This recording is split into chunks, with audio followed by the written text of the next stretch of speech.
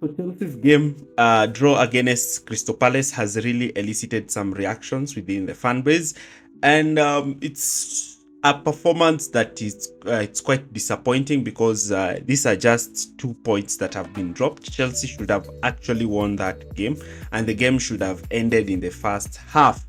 Now, there are some cute tactical problems that we saw in this game.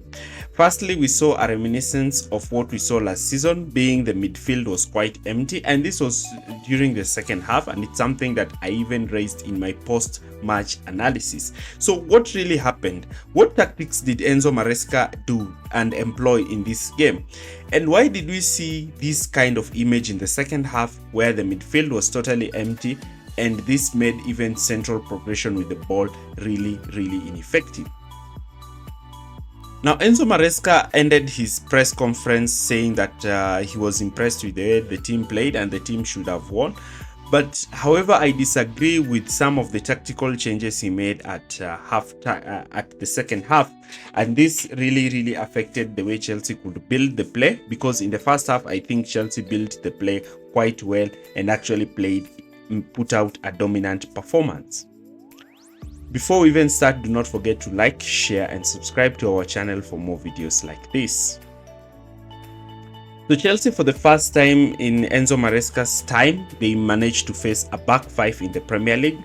And this back five structure that Crystal Palace used, they did not press aggressively high, allowing Chelsea to progress from the first phase of play and sit in a mid 5-2-3 block.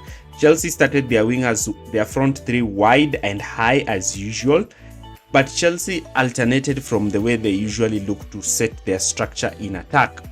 Fernandes, Palma and Gusto all started high up, with Gusto who's normally an inverted fullback playing alongside Caicedo, did not play in this role, but rather moved forward to play as an extra midfielder, similar to what Guardiola has been deploying Rico Lewis at. And we can see from this clip here the position of Gusto, Palma and Nicholas Jackson as Chelsea tried to create that six-man overload against Crystal Palace front five. Now, having Gusto play in this high position ensures that Chelsea are able to push an extra man in attack.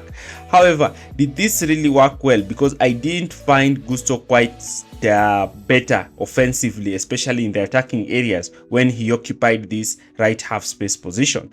And Caicedo was playing as the sole holding midfielder, looking to be the player who will dictate the tempo of the game, with sometimes Marc Cucurella also joining him in midfield to try and generate that new midfield dominance. Now, this midfield diamond created problems for Palace, because now Hughes and the other midfielder faced a lot of problems trying to cover that midfield position. In the first half especially, when the wide centre-backs managed to play the ball on to the wide players, especially Pedro Neto, who was looking to hug the touchline from the left, we saw Enzo Fernandez looking to try to make that half space run, though sometimes he didn't make it, putting Neto in difficult situations. Like in this clip here, Fernandes should have moved to try and occupy that position in between the fullback, the wing back and the centre back, but he was reluctant and just ball watched, and this really made it difficult for Pedro Neto to access that position. While in other instances, he looked to occupy that position and Pedro Neto looked to play that ball in that position. But the movement of Jackson was not quite great in the box to actually get himself in the end of those crosses from the inside channels. Now, because of these problems, we started to see Cole Palmer looking to try and create overloads on either side wherever the ball was, and this also created some kind of tactical problems for Chelsea in that position, because now Chelsea were quite underloaded down the right, and the switches of play would not have been possible as they did against Wolves. Now, because Crystal Palace played with a mid block, there was always spaces in behind the lines, and we saw Fofana in particular looking to play those balls over the top, sometimes for the runs of Malo Gusto, sometimes for the runs of Noni Madueke, and this proved pivotal as Chelsea managed to try to catch Crystal Palace off guard majority of the times in the first half. as you can see from these clips.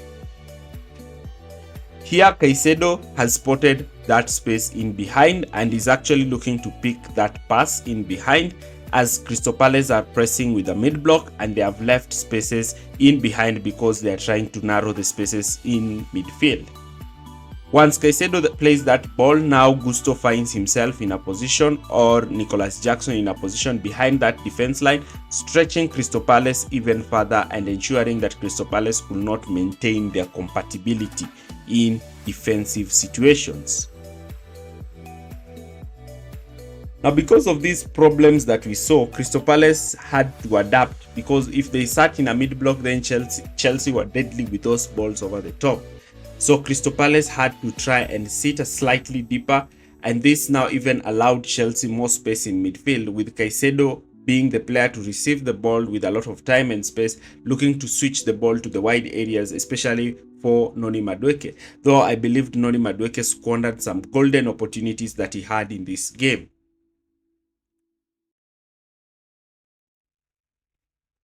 Now, Madueke's holding the touchline position automatically put the wingback in a difficult position, because the wingback was also looking to try and cover Gusto, as well as Palmer, who was drifting towards that side. Because of this situation, we saw sometimes when they managed to play quick 1-2 touches and beat the wingback, and now Chelsea's front five were running against Wolverhampton against Crystal Palace back four, or sometimes 4 players against 3. Though Chelsea managed to score 1 goal from that situation, there is a time they should have at least added a second goal in that kind of situation. Sometimes Gusto will drop deep to try and help Caicedo, who sometimes was marked by Mateta, and this would open gaps in Crystal Palace's backline, where Cole Palmer would look to try and attempt a run. But when Palmer found himself in this position, his shooting was not quite great, and this limited Chelsea in their offensive play. Now, Crystal Palace in possession were quite interesting in that they tried to move the ball high up the pitch quick fast by just looking to build with their 3 defenders and their goalkeeper. And because Chelsea were quite aggressive in the press, they tried to have their wing-backs start high and wide and look to play direct balls to the wide areas where they had isolated Chelsea's fullbacks. Sometimes, if Chelsea's midfielders dropped deep, then Eze will be dropping deep to receive the ball directly from the wide centre backs, and he managed time and time again to beat Malo Gusto and dribble past him.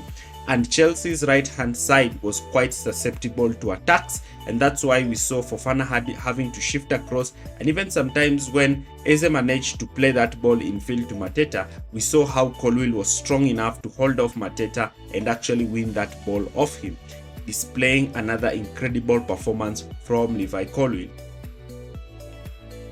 But throughout the game, Crystal Palace were playing in a much more pragmatic approach, looking just to try and hit Chelsea on the counter, or looking to build quick fast by having the balls being played to the wing-backs.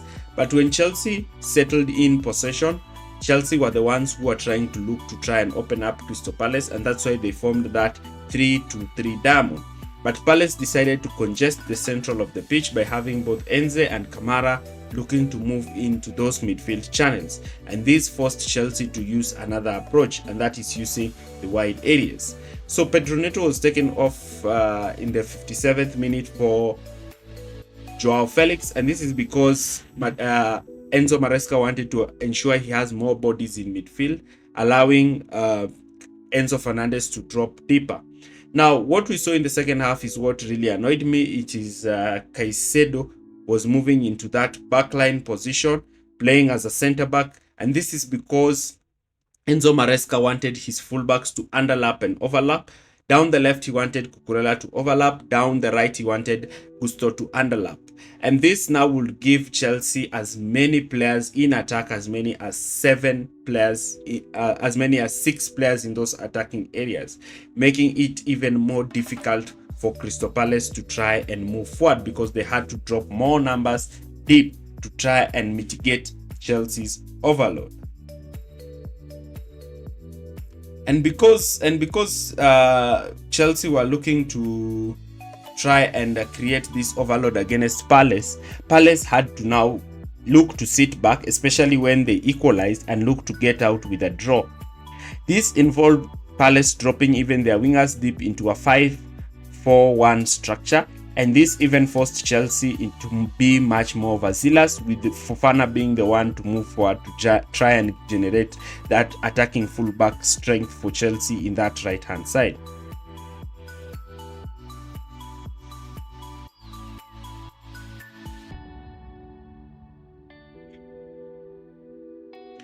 Now, because Chelsea's midfielders were the ones who are playing deep into this pseudo centre-back position, Chelsea's midfield was left vacated, and I didn't like this because I wanted Fernandes and Caicedo to play in that midfield so that they can be able to receive the ball under pressure and try to create problems.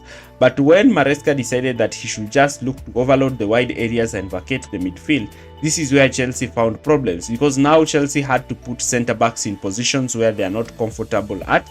And we even saw sometimes Fofana being the player who would make crosses from deep. His crosses were very poor, but compare that with having Reece James in that position. Reece James would have been much more effective.